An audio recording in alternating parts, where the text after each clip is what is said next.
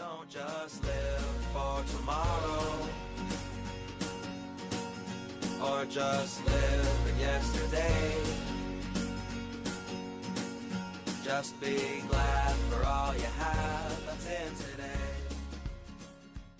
Hey everyone, Connie here, and welcome to my blind reaction to Inuyashiki Episode 7. So, that's right, we are back with more reactions after a few days off, basically since Monday. Because as you know, I have been sick these past couple weeks, and there were quite a bit of days in these 2 weeks that we took off, and it's unfortunately not something I really had the possibility to change at that point. Because, to be honest, it's like there were days I was just like feeling really shitty, days I just felt I needed to take off just to rest and everything, and honestly in the long run I think it helped because the cold is almost completely gone. I woke up today, no sore throat or anything, and just a very small little bit of a cough, and it only happens every so often. So it's definitely on its way out, which is good.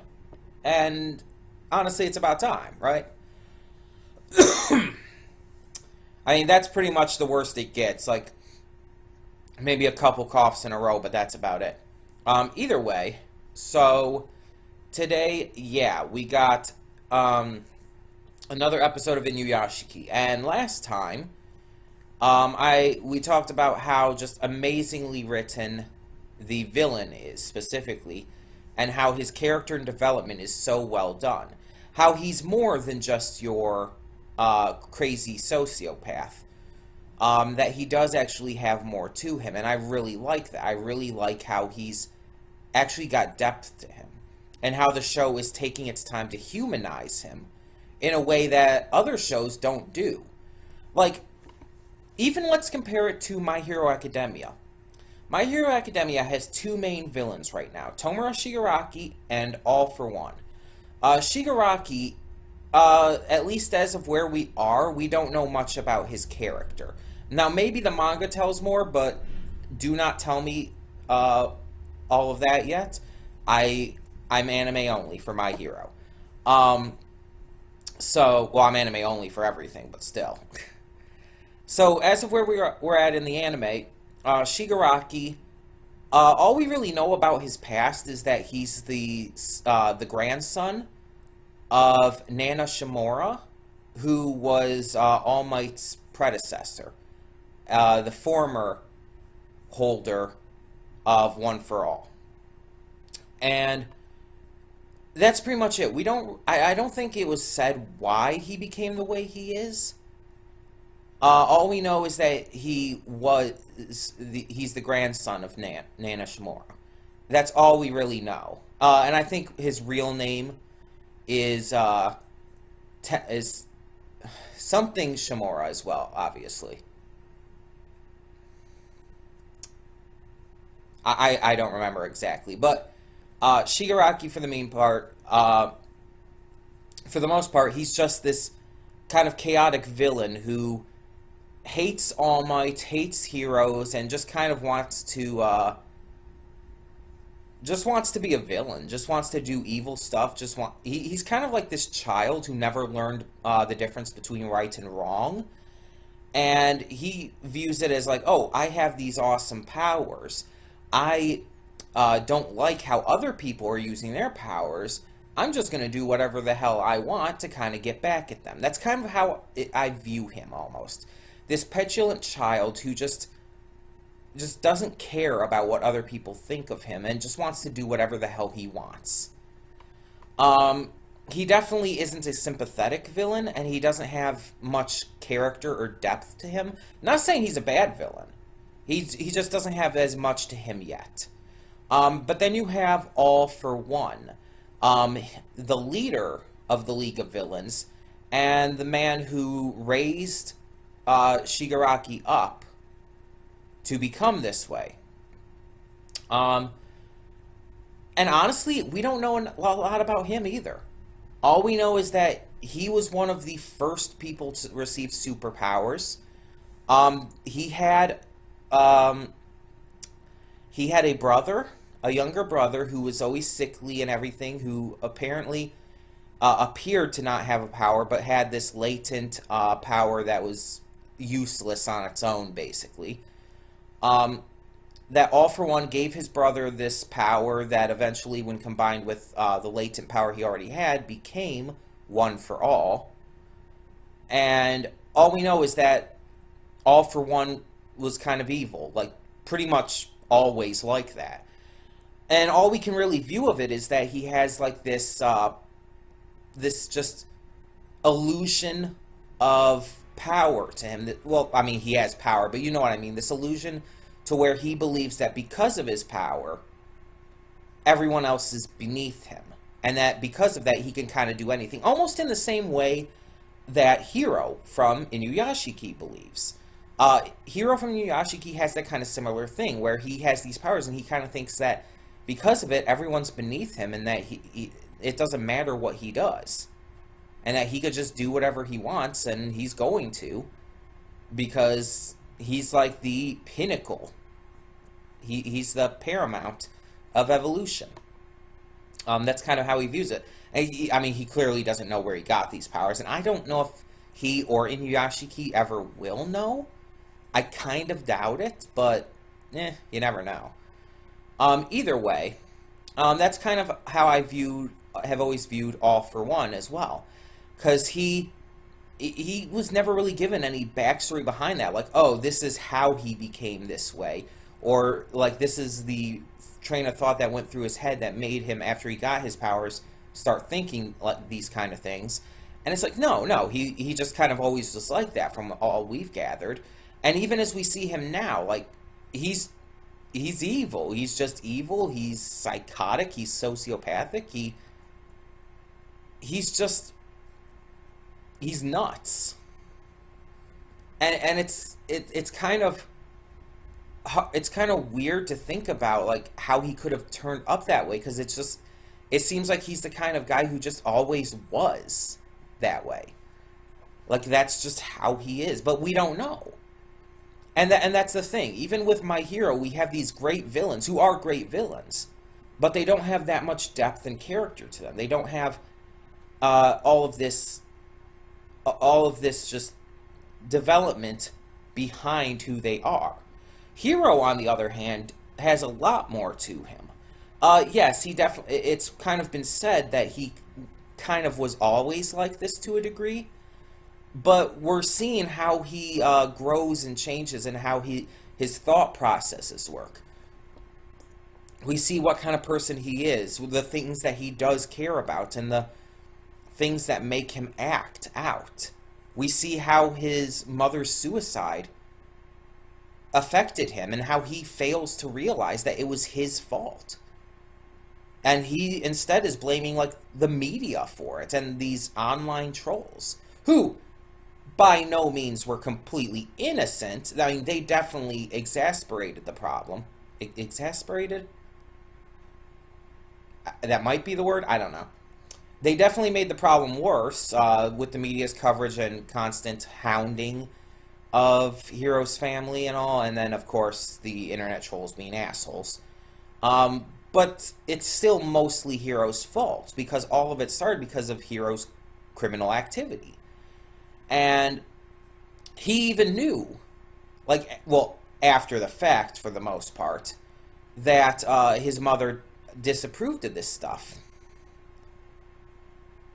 And I think the fact that he ran from the police in that instance probably made it worse. I feel if he had given himself up, maybe his mom would still be alive.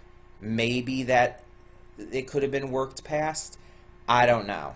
I'm just not going to assume with that kind of thing, because you never really can. It's a really tough situation. But we see how her death, how her suicide really affected him. It shows how much he cared for him. And we even saw that he, after killing all of those reporters and all who were basically harassing his father, we even saw how much he cared for his father. And maybe, of course, I really don't think it's to anywhere near the same level as he cared for his mother. But I do think he actually does care for his father. And we saw him with his father and his father's family before, and I think he cares for all of them too. It's like he definitely has this caring personality towards his family, towards his loved ones, basically.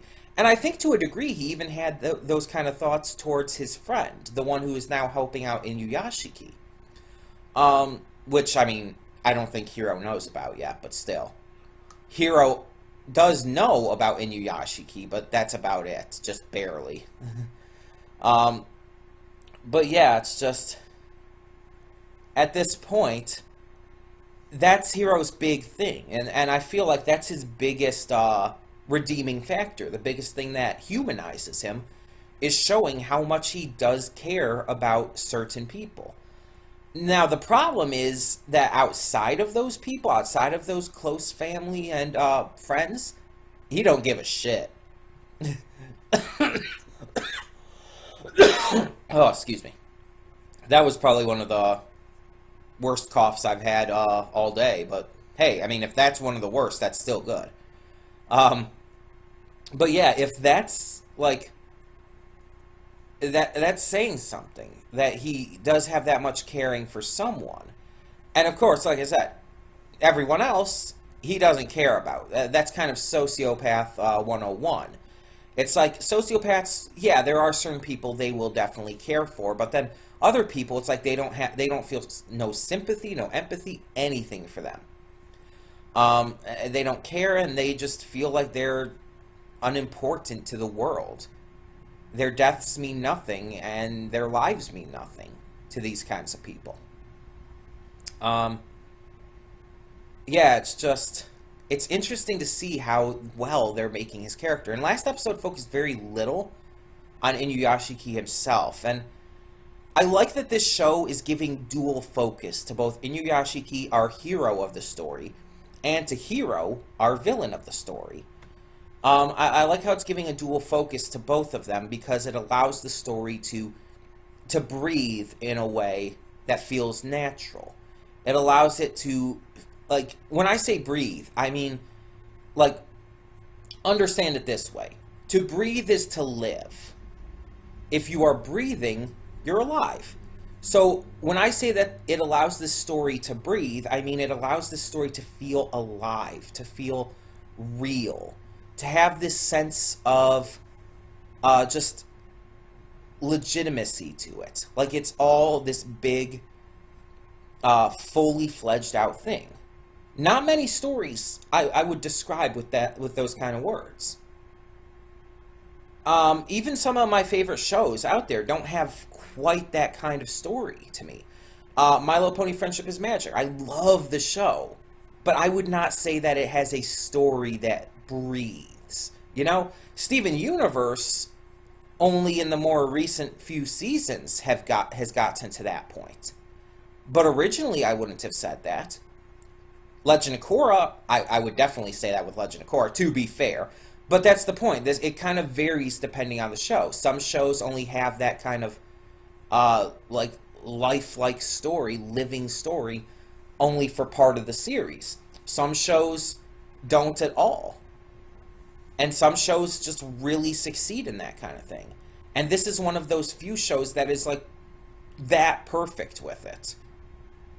That fleshed out, that amazingly written. And I think that very easily this show could be one of the best examples, if not the best of that. I've said before that I think this show is very easily going to make it into my top 5, maybe even my top 3 favorite anime of all time. But it all depends on where it ends, of course. Now, the ending isn't paramount necessarily. I never agree with that, and I strongly oppose that idea because that idea kind of paints the picture that if the ending's bad, it ruins the entire anime, or if the ending is good, it makes up for the rest of the anime being either subpar or bad. And I disagree with that. The ending is not paramount. The ending is not the only thing that matters. The ending is a big deal, and it matters for sure. But it doesn't make up for the other mistakes of an anime, and it doesn't ruin an anime that is great otherwise. I'm sorry, it's not Paramount by any means. Either way, I've talked about this long enough, and I do just want to get to the show. I want to get to the episode. I don't know anything about it, so we're going to get right into it and find out what we have in store this time. So, when the screen fades to black, pause this redirect and go to the description below. Follow the link to the reaction, and after you watch it, come back here to the redirect and resume play. Because after it fades to black and then fades back in, everything from that point forward will be my afterthoughts and will contain spoilers to the episode. So that being said, thank you so much for tuning in, and I will see you at the reaction. Okay, and we are back, and we'll begin with spoilers in 3, 2, 1, now. I'm afraid. I am really, really afraid right now. Because this episode didn't have Inuyashiki himself in it at all. In fact, this episode and the last episode, episode 6, they were very, like, almost absent for him. I think he was in episode 6 a little tiny bit, but only a little bit. We've been focusing lately more on Hiro. And now, as to why I'm afraid, I mean, I feel it should be quite obvious. Hiro has been found. Probably because of his little flight in the public eye and everything. And someone probably caught him on camera or something, or some kind of video surveillance caught him, and probably they were able to pinpoint out that it was the girl who was with them, so they tracked him to her house. And just a little bit before we got to that point in the episode, I was saying, I'm afraid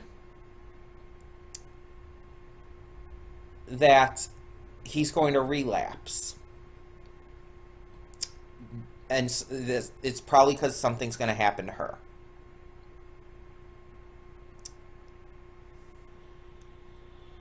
And I'm thinking I might have been right. So, this episode continues the aftermath of Hiro's pain following his mother's death. He sleeps in bed all day. He cries himself to sleep because he misses his mother. And then he finally opens up to this girl who had opened up her home and her heart to him. He finally opens up to her and he admits, he tells her the truth. I killed all these people. Japan has made an enemy out of me. I'm going to continue to kill all these people in this country. And her response to that was disbelief. She didn't want to believe it. So he showed her the machinery in his back, and she refused to even look. And then he took her for a flight. And at this point, it's like, I think she started to believe him, of course. I mean, obviously. But there's also the aspect of it where not only did she start to believe him, but she started crying. And at first, do you think it's because she's afraid? But then she says that she's crying because she's sad and she doesn't want him to leave her and her grandmother. She wants him to stay with them forever. And we know, I mean, she already admitted to him her love. And we know here that this is continuing. That despite everything he just admitted to her, and despite her acknowledging that, yeah, this is the truth, despite all of that, she still showed that she loved him. That her love is real, and that it's not based on situation. What that is unconditional love. And it's rare to come by in this day and age. In this day and age, most people have conditional love, which basically means if something happens, if the person does something terrible or does something that they view as wrong, their love is rescinded. For example, let's say there's two people. Just use Joe and Megan, right? So Megan loves Joe, but then Joe goes off and he commits this petty robbery. He robs a convenience store of maybe, let's say, $30 so he can take her to dinner. I mean, I know a good restaurant would cost a lot more than that, but just as an example. He robs the convenience store of $30 to take her to dinner, or let's even up it to $50. So $50 to take her to dinner, right? Okay. So she finds out about this, and she no longer loves him. She no longer loves him. She dumps him, and she moves on with her life. She might be a little broken up about it, but in this situation, her love was taken away when she found out he did something like that. Her love was conditional. Once he committed this crime, that was basically the barrier for her. It was from, okay, I'll love you, but if you commit crimes like this, I don't love you anymore. That's conditional love. And I think most of humanity is like that. Let's be honest.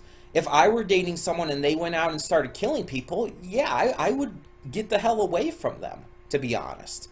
I would report them to the police within a second. No hesitation. And I wouldn't love them anymore. I admit that. But then you have the idea of unconditional love. And I know this is controversial, but I'm going to bring in the idea of Christianity for a second. Because even if you don't believe in Christianity, you've probably heard the idea of unconditional love being a thing of God or Jesus. How the idea of unconditional love is such as that Jesus gave his life, gave everything, suffered and endured torture prior to being nailed to the cross, which in and of itself was a torturous experience. And that he gave his life and suffered all of that pain, suffered all of that horrible, horrible pain just to save us. That's the story of the crucifixion. Even non-Christians know about that, right? And the idea of unconditional love ever since the biblical story, in most stories, in most fiction, in most movies, television, books, comics, whatever, the biggest factor of unconditional love has always been self-sacrifice. I've talked about self-sacrifice many times before with MLP and other shows. The idea of self-sacrifice is sacrificing something of your own for the sake of someone else. In other words, it has absolutely no benefit for you. In fact, it has the opposite. It does something negative for you, but it helps someone else. And in the world we live in, that's a hard thing to come by, because most people believe that it's about them, that they need to benefit from whatever they do.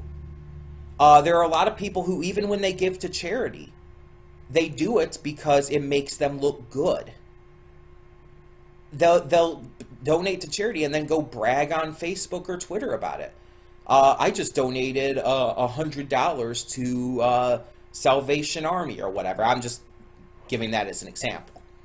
And they make a point of telling people about it. Those people aren't doing it because they want to help out, that they want to give that money and sacrifice it from their own account in order to help someone else out. They're doing it because they want the attention. I mean, maybe to some degree they want to help out, but they definitely are doing it for an ulterior motive as well. Self-sacrifice is not that. Self-sacrifice is when you sacrifice something and get nothing in return. You don't get the attention for it, or at least you don't seek out the attention for it. A good example of that would actually be Aizawa from My Hero Academia. Aizawa is one of those heroes who hates being in the limelight. He mostly works at night and doesn't like interact with reporters. He doesn't he doesn't brag on television or anything. In fact, he actually abhors that. It was mentioned in season 1 that he actually has some issues with All Might doing that, because All Might is very into the media and into talking about his accomplishments and stuff. And you can kind of respect that in a way.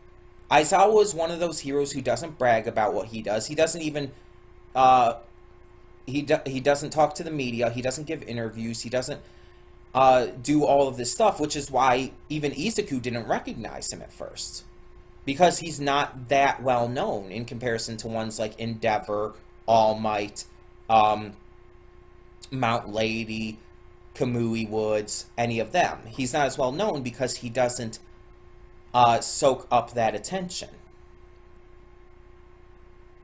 And that's kind of the same thing here. He's embodying self-sacrifice to a degree, because he's sacrificing his time, his safety, his life in a lot of situations to help others. And he's not looking for anything in return.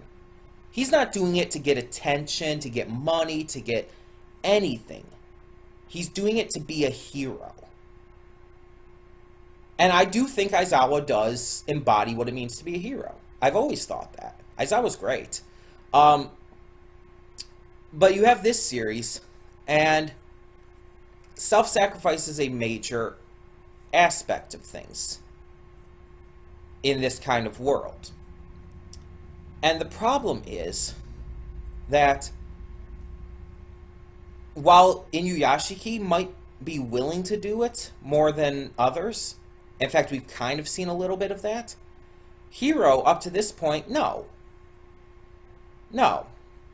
And I'd even say at this point, I don't think he would do it. I don't think he would sacrifice himself for this girl. But this girl showed that what was truly important to her, even despite all of these things that came up, was him. She showed that she loved him unconditionally, despite all these issues. And she still asked him, are you going to give yourself up to the police? And when he said no, he's like, oh, despite all of this you've done? And she talked to him. She talked to him. Because she loved him and she wanted to understand what was going on. She showed that unconditional love. She kind of showed self-sacrifice. I mean, to a degree, she did have something to gain out of it, because she wanted his love, to be honest. She wanted him to stay with her. But honestly, the disadvantages to her at this point are so heavy, it's almost kind of like weighing it out. It's disbalancing it, or unbalancing, rather. Because she's, like, she has something to gain, if you want to be technical, but in the long run, the disadvantages are just so much bigger that it completely unbalances that. It's like what she has to gain is not really worth it in my eyes. That's how I view it, at least. But she was willing to go past all of that, and it worked on him.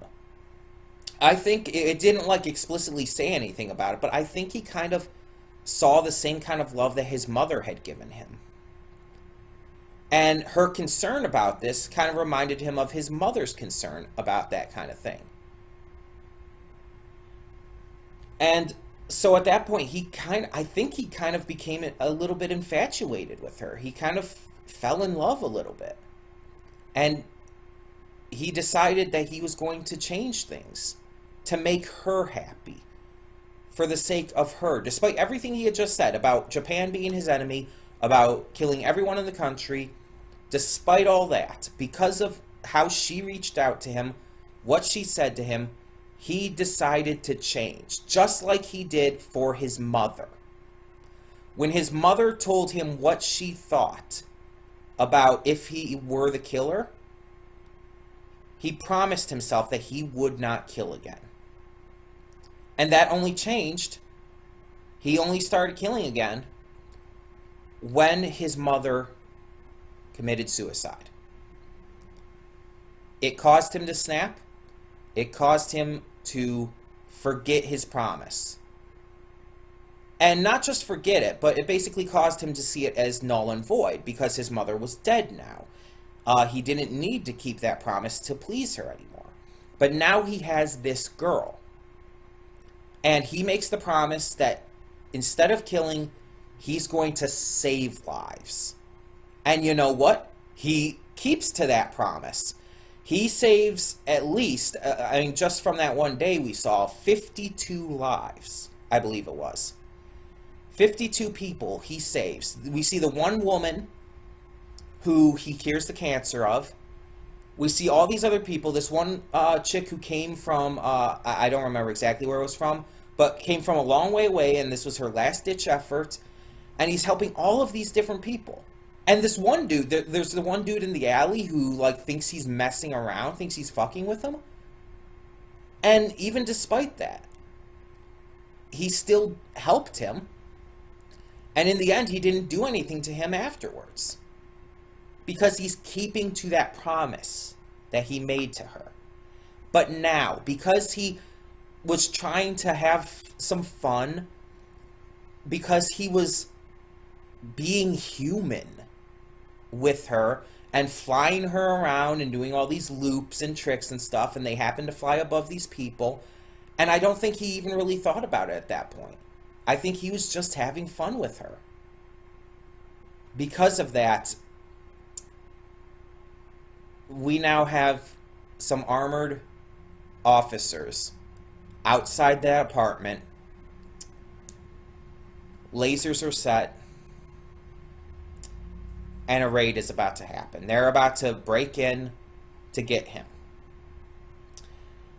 And I think a couple of things there's a couple possibilities. Either it's going to go the same way as with his mother, and he's going to be kind of chased out of there to where he has to fly away. Or something's going to happen to where this girl or her grandmother are going to either get seriously hurt or killed in the crossfire or whatnot, and he's going to lose it. He's going to absolutely lose it. Now, there are not three. Why did I say three? There are more than 3 episodes left.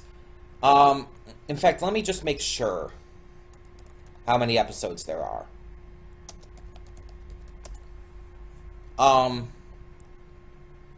4 more episodes. There's 11 episodes.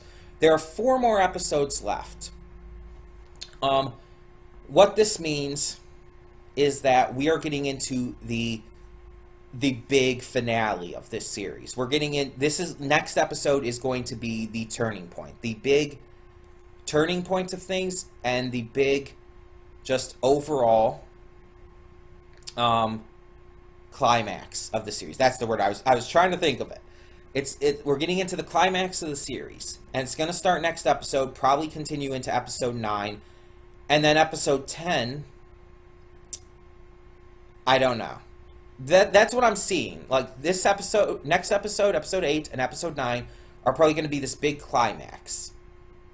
And what I'm thinking is something's going to happen to this girl. He's going to snap, start killing people, but then Inuyashiki is going to come in. And throughout probably the end of next episode and into episode 9, they're going to have their fight and everything. And then episode 10, maybe, and then episodes 10 and 11, I don't know at this point. And I'm still unsure of how this is going to end.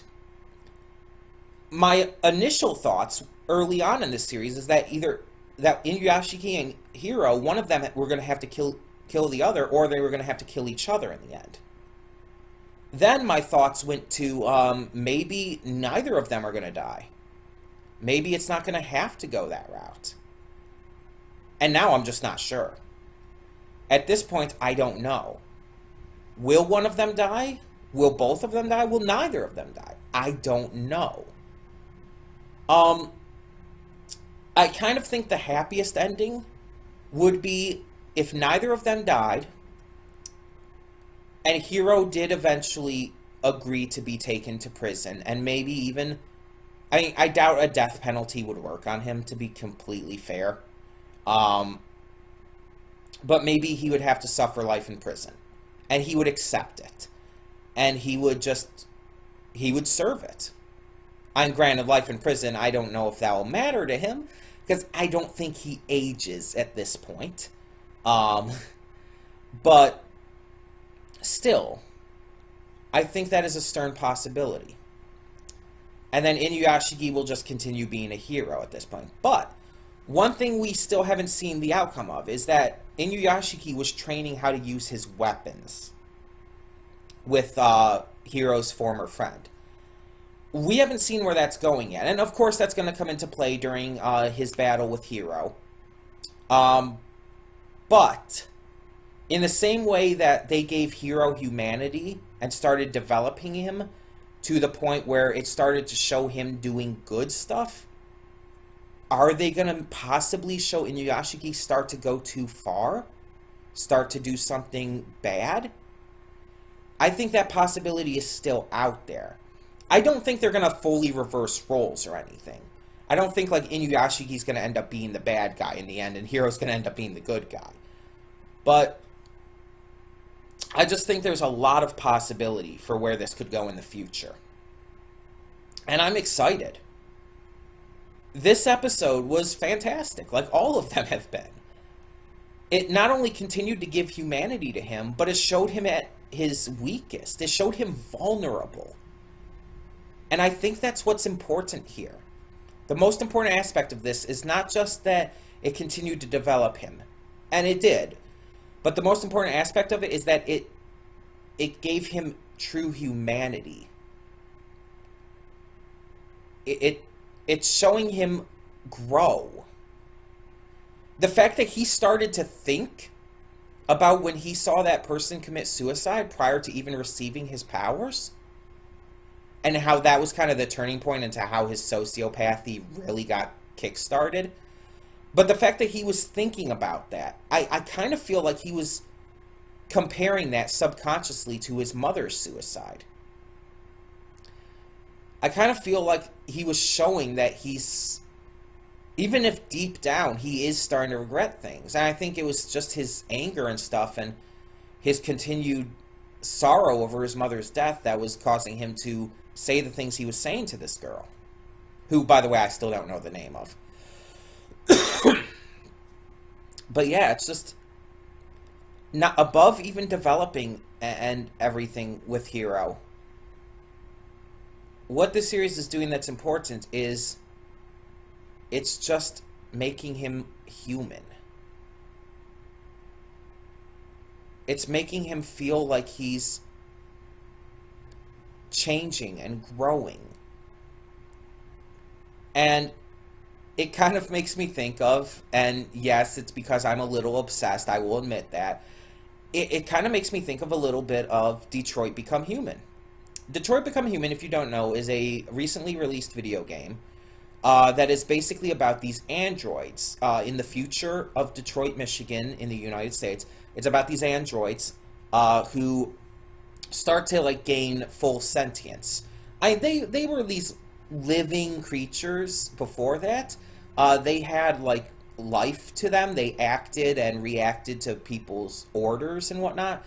But they start to gain like a mind of their own, you could say, and start to like rebel against humans and try to be their own people to gain freedom. And that's the entire point of the story, that they are becoming human. Not literally, but in the ways that matter. They're becoming human emotionally, mentally, and morally, ethically. They're becoming human in all ways except physical. And I think that's what's happening here with Hiro. He was a human, but he knows that he died on that hill. And he became a cyborg. Although it's technically just more straight up robot. But I've been saying cyborg because he still has all of his memories. He still has all of his emotions and characteristics and stuff. It's basically like a cyborg. Because a cyborg is just a person who becomes robotic through science, basically. And alien science counts as science. But he's becoming human. More human than he ever was. And I think by the end of this, even if he does end up dying, I think he might end up being reformed. I think he might end up realizing that he's the bad guy, and he might try to make good of it. He might try to fix it. In fact, one of my thoughts is that he's going to realize he's the bad guy, but it's going to be right before Inuyashiki, because let's say they're fighting, and he realizes he's the bad guy, realizes that everything he did was wrong, but it's right as Inuyashiki hits a killing blow. That, I feel, would be the best way to do it. At least that I can think of right now. But either way, I've talked way too long about this. I want to hear your thoughts. Tell me in the comments below, what did you think of this episode of Inuyashiki? And what did you think of Hiro's continued development, but more importantly, the humanity he was given? How he showed that he does care about this girl. How he showed that he wants to make her happy. And that he's willing to not just change himself, not just stop killing, but just outright save lives. And that he's willing, as he said, to save as many lives as the lives he took. All to make her happy. I think that it's amazing, and it continues to show how phenomenal this show is. But again, tell me your thoughts in the comments below, and remember, no spoilers. No spoilers. So in the meantime, thank you all so much for tuning in. I'm Connie, and I'm signing off. See y'all next time. And though you've come through many obstacles, shed tears along the way, you're still standing, live, love, laugh.